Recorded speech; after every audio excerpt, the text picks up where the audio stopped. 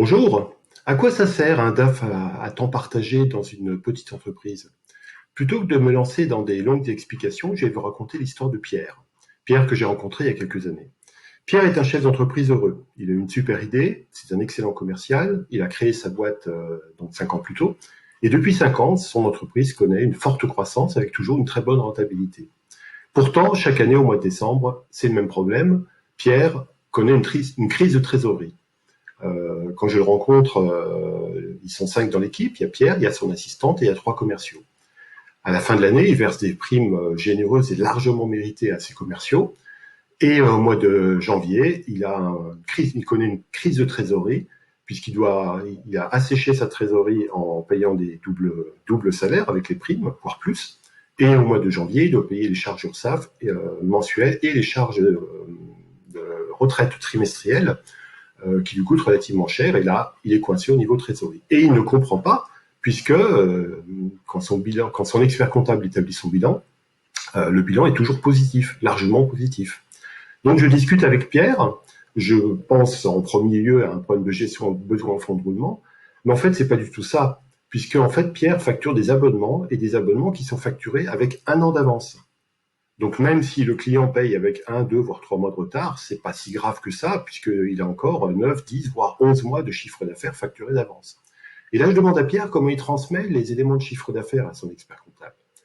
Et en fait, il ne transmet qu'à un tableau Excel, une extraction de sa GESCOM. Donc l'expert comptable enregistre le chiffre d'affaires facturé sans même savoir qu'il y a une bonne partie de ce chiffre d'affaires qui a été facturé d'avance. Et donc, l'expert comptable établit un bilan qui n'est pas tout à fait exact, puisqu'il y a du chiffre d'affaires qui n'a pas encore été réellement réalisé.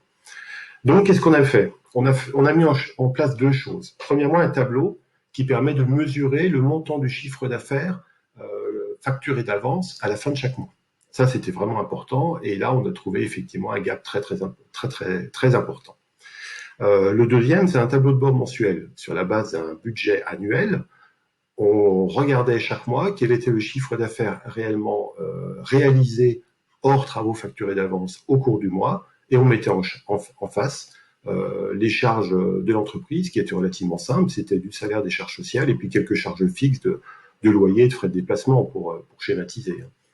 Et donc on s'est rendu compte qu'en fait, sur la base du bilan qui était établi avec des travaux, ce qu'on appelle des travaux facturés d'avance, Pierre embauchait chaque année un nouveau commercial beaucoup trop tôt, et que sa rentabilité n'était pas aussi bonne que ça. Donc Pierre a décidé d'une part de suivre non seulement ses performances commerciales, mais également sa gestion, et également de différer chaque année l'embauche de son nouveau commercial pour répondre à la croissance.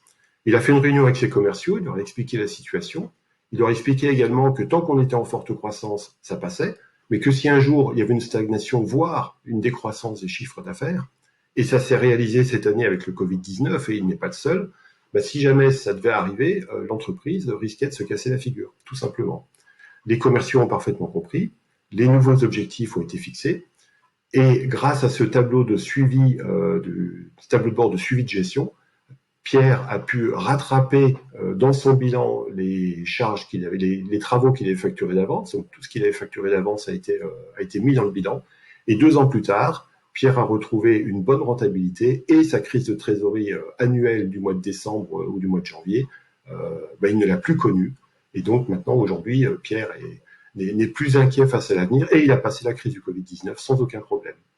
Voilà, je vous ferai une petite vidéo comme ça de temps en temps. Je vais essayer d'en faire une par semaine, et je vous expliquerai quels sont les apports d'un DAF à temps partagé dans une petite entreprise. Je vous souhaite une excellente journée, à bientôt. Au revoir.